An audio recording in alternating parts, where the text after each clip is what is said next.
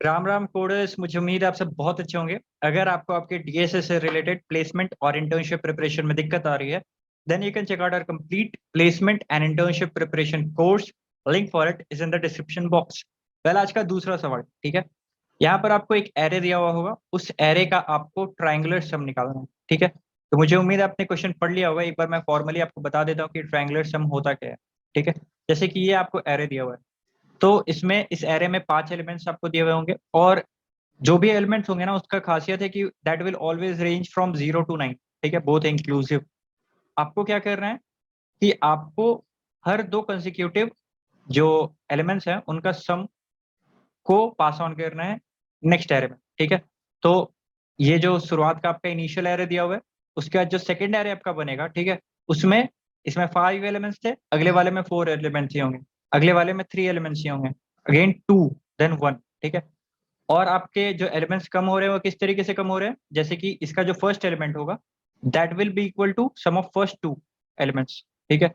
इसके बाद जो नेक्स्ट एलिमेंट होगा that will be equal to sum of this second and third. Then again आप सेवेंथ, ये जो इधर आ रहा है जो थर्ड एलिमेंट है, that will be equal to 3 और 4, मतलब जो भी ऊपर में एलिमेंट्स है उनका सम। जो फोर्थ एलिमेंट है वो अगेन फोर्थ और फिफ्थ जो प्रीवियस एलिमेंट थे उनका सम होगा, ठीक है। और कभी भी किसी भी पॉइंट पे अगर ये 10 से बड़ा हो जा रहा है तो आपको मॉड ले लेना है, ठीक है। और इसको ज्यादा क्लियर रखने के लिए इन दोनों का सम मॉड करके आपको इधर इनपुट लेना है, ठीक है। अगेन यहाँ पर आप एरे देख सकते हैं, 3 5 7 8 बन चुका है, 3 5 7 9 बन चुका है। और उसके बाद फिर अगेन जो आपका नेक्स्ट एरे बन के आएगा वो किस तरीके से बन के आएगा, ये जो इसका फर्स्ट एलिमेंट होगा that will be equal to sum of first 2 element, ठीक है। फर्स्ट और सेकंड जो भी एलिमेंट होगा उसका सम आएगा।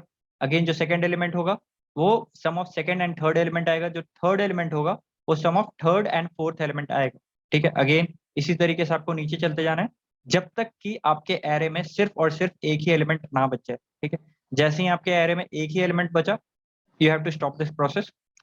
तो अगर मैं इस कोड की, इस अप्रोच की कॉम्प्लेक्सिटी के बारे में बात करूं तो ये क्या निकल के आ रहा है, ये निकल के आ रहा है जैसे कि यहाँ पर पहले मेरे पास n एलिमेंट्स थे, अगले बार ये होगा n-1, अगले बार ये होगा n-2, अगले बार ये होगा n-3। तो डॉट डॉट करके इस तरीके से ये तब तक जाएगा जब तक इसका n का वैल्यू 1 ना हो जाए, ठीक है। तो अगर इन सबको मैं सम अप करूं तो that will count somewhere close to order of n square, ठीक है। Order of n square complexity तक का जाएगा अगर मैं जिस तरीके से क्वेश्चन में बोला है उसी तरीके से मैं करते चलूं तो, ठीक है। तो एक बार देखते हैं कि कॉम्प्लेक्सिटी तो पता चल गया, ऑर्डर ऑफ n स्क्वायर जाएगा अगर क्वेश्चन वाले तरीके से हम लोग करें। कंस्ट्रेंट्स क्या दिए हुए हैं इस क्वेश्चन में, तो आप देख सकते हैं कंस्ट्रेंट आपके 10⁻³ ही दिए हुए हैं। इसका मतलब क्या हो गया कि ऑर्डर ऑफ n स्क्वायर कहाँ तक जाएगा, 10⁻6 तक जाएगा। It will be easily accepted, ठीक है। तो मैंने तो बहुत ज्यादा दिमाग नहीं लगाया, जैसे ही क्वेश्चन मेरे ब्रूट फोर्स के रेंज में आ गया इसका कंस्ट्रेंट, मैंने ब्रूट फोर्स ही लिख दिया। अब ब्रूट फोर्स को मैंने किस तरीके से लिखा है एक बार मैं आपको वो दिखा देता हूँ। अगेन आप इससे अच्छा भी ऑप्टिमाइजेशन सोच सकते हैं, पर this is contest here, you have to come up with the faster with the solutions, ठीक है। तो यहाँ पर ये रहा मेरा अप्रोच। यहाँ पर मैंने क्या किया, सबसे पहले मैंने नंबर जो एरे दिया हुआ है नम्स डॉट साइज को स्टोर कर लिया, मतलब नंबर ऑफ एलिमेंट्स जितने हैं फर्स्ट जो इनिशियल एरे मेरा दिया हुआ है उसमें कितने एलिमेंट्स हैं उसको मैंने स्टोर कर लिया। और ये मैं कब तक ये ऑपरेशन करने वाला हूँ, ये क्वेश्चन में दिया हुआ था जब तक कि मेरे एरे में सिर्फ और सिर्फ एक एलिमेंट ना बच जाए। तो जब तक कि n इज ग्रेटर देन 1, मतलब मेरे एरे में एक से ज्यादा एलिमेंट्स है, मतलब 2 3 4 इस तरीके के एलिमेंट है, तब तक मैं ये ऑपरेशन करने वाला हूँ। एंड अगेन हर ऑपरेशन में मुझे क्या करना है, मुझे जो लेटेस्ट मेरा एरे अपडेट हो रहा है that will be equal to जो प्रीवियस एरे था, ठीक है, उसका आई और i+1th जो इंडेक्स है उसका सम मॉड्यूलो 10, ठीक है। ये होगा मेरा एरे का ith एलिमेंट, ठीक है। तो अगेन इस तरीके से अपन अपडेट करते चलेंगे। और जैसे ही आपने देखा यहाँ पर भी कि n एलिमेंट्स थे ओरिजिनल एरे में, अभी इस जो अपडेटेड एरे है उसमें सिर्फ और सिर्फ n-1 एलिमेंट है, ठीक है। तो एक साइज कम हो गया इसलिए मैंने n माइनस माइनस कर दिया। और अगेन मेरा जो नम्स एरे था उसको मैं अपडेट कर दूंगा टू v, ठीक है, टू v। और v अगेन मेरा जो अपडेटेड एरे है जो इस ट्राइंगल में उसके नीचे वाले स्टेप पे आएगा वो उधर से मैं अपडेट कर दूंगा।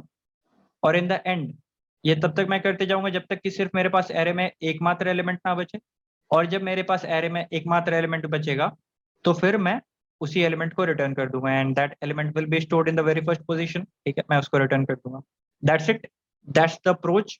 ये मेरा अप्रोच था। अगर आपने कॉन्टेस्ट के टाइम पे ही इससे कुछ अच्छा सोचा था या फिर अच्छा सोचने की कोशिश किया था, नहीं इंप्लीमेंट कर पाए थे, तो एक बार आप कमेंट सेक्शन पे जरूर आके बताना।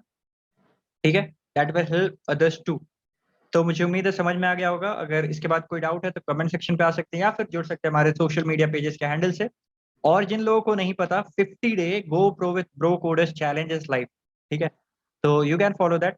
यहाँ पर आप न्यूबी से एक्सपर्ट बनेंगे 50 डेज में हैंड होल्डिंग सपोर्ट के साथ। So if you are interested, do check out.